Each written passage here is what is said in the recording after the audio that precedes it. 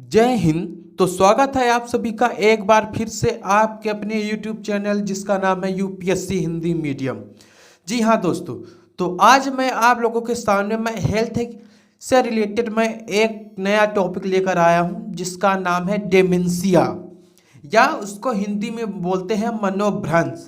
Dementia, मनोभ्रंश या भूलने की बीमारी को ही जो है तो इस वीडियो में पूरी डिटेल्स के साथ में आप लोगों के सामने मैं रखने वाला हूँ। तो देख लेते हैं कि आखिर डिमेंशिया है क्या और ये कब होता है और किन लोगों को होता है।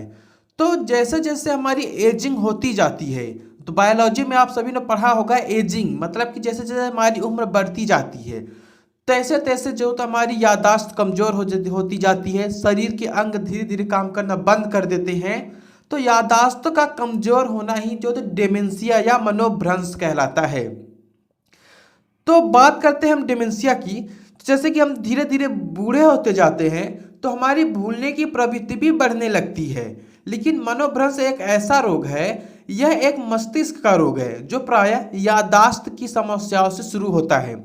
ठीक है, बाद में यह मस्तिष्क के अन्य भागों को भी प्रभावित करने लगता है, जैसे कि हमें रोजमर्रा की चीजें भूल जाती हैं और बोलने में हमें कठिनाई होती है। जैसे कि मैं और मेरा फ्रेंड बात कर रहे हैं तो उसके पीछे की बातें हमको भूल गई कि भाई इसके साथ हम और कब मिले थे, कब नहीं मिले थे। अगर वह पीछे की बातों को छेड़ दिया तो हम पीछे की बातों को हम कैसे जवाब दे पाएंगे, नहीं ना।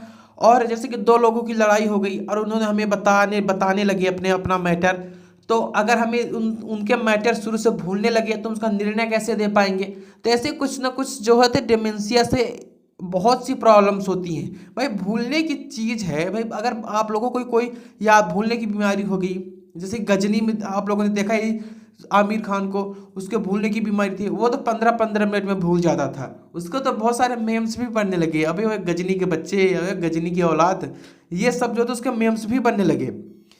लेकिन जो तो हम बात करते हैं डिमेंशिया की, तो ये जो तो हालांकि 40 वर्ष से ये स्टार्ट हो जाती है।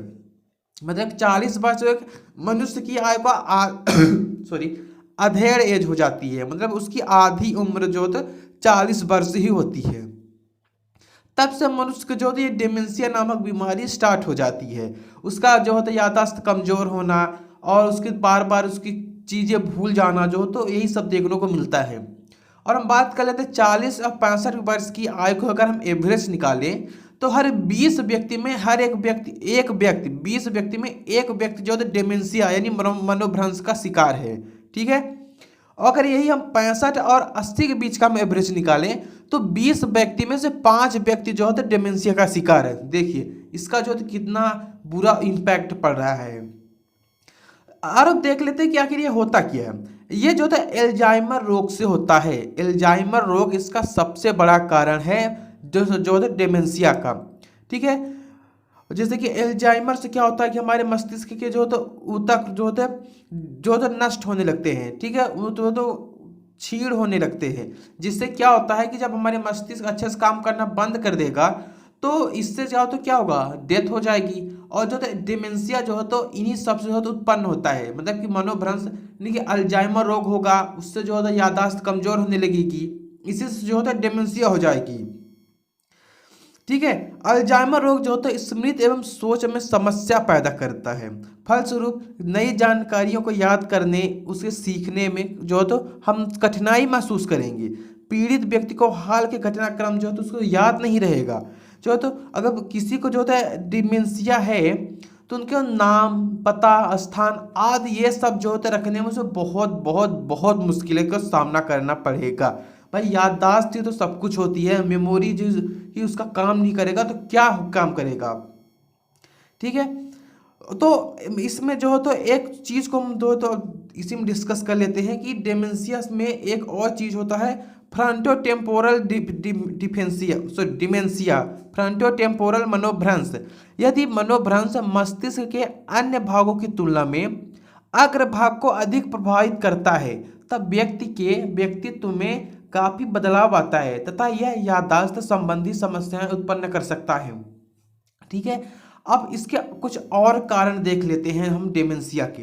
अन्य कई कारण हो गए, जैसे कि गुर्दे या किडनी या हो गया लीवर का जो तो उसकी कुछ प्रॉब्लम्स हो गई, विटामिन की कमी हो गई, इत्यादि चीज़ों से जो है तो हम डिमेंशिया को हम देख सकते हैं। अब माइल्ड कॉग्निटिव क्या है? माइल्ड कॉग्निटिव का मतलब जैसे जैसे जैसे लोग अपनी उम्र में आगे बढ़ते जाते हैं, मतलब बूढ़े होते जाते हैं, उनको याददाश्त के बारे में चिंतित होने लगते हैं कि यार अब हम तो बूढ़े हो रहे हैं, हमें ये चीज़ नहीं याद रखती, कहीं हमें डिमेंशिया तो नहीं हो गया, कहीं हमें याददाश्त या भूलने की बीमारी तो नहीं होगी। मतलब इनकी इस सोच से जो है तो उनको डिमेंशिया हो जाता है। ठीक है, अगर किसी आदमी को भूलने की बीमारी है तो हम उसको नहीं कह सकते हम कि उसको डिमेंशिया है। ठीक है, अगर वो इस तरह से सोच रहा है, अगर उसको ज़्यादा जो तो इस चीज़ में वो भ्रम हो गया उसको, ठीक है, और वो कंफ्यूज हो गया, तो अब उसको डिमेंशिया होने का बहुत ज़्यादा खतरा होता है। इसकी चिकित्सा को हम देख लेते हैं कि इसका उपाय क्या है डिमेंशिया को ख़त्म करने की। तो इसकी कुछ जो होता है अंग्रेजी दवाइयाँ हैं, जैसे कि एसिटाइल कोनिल एस्टेरेज जो होते हैं ये हो गया, और वैस्कुलर मनोभ्रंश में थोड़ी मात्रा में एस्पिरिन जो तो कंट्रोल कर सकती है। ठीक है, तो वो जो तो इसकी थोड़ी सी अंग्रेजी से दवाई है। अगर आपको जो तो डिमेंशिया है, अगर आपके माता पिता या बब्बा दादी को अगर डिमेंशिया को अगर आपको लक्षण दिखाई देता है तो आप अपने पर्सनल डॉक्टर से ज़रूर संपर्क करें। और इससे जो है इसका कोई भी जो है तो भाई बढ़ती उम्र में आपको बहुत सी प्रॉब्लम्स देखने को मिलेंगी, इसका कोई इतना अच्छा सा उपाय नहीं है। लेकिन हाँ, अगर आप डॉक्टर से संपर्क करेंगे तो आपको जो है तो कुछ अच्छी सी सुविधाएं प्रोवाइड करेगा। तो ये रहा हमारा छोटा सा टॉपिक। तो मिलते हैं आपसे अगली वीडियो में, तब तक के लिए बाय।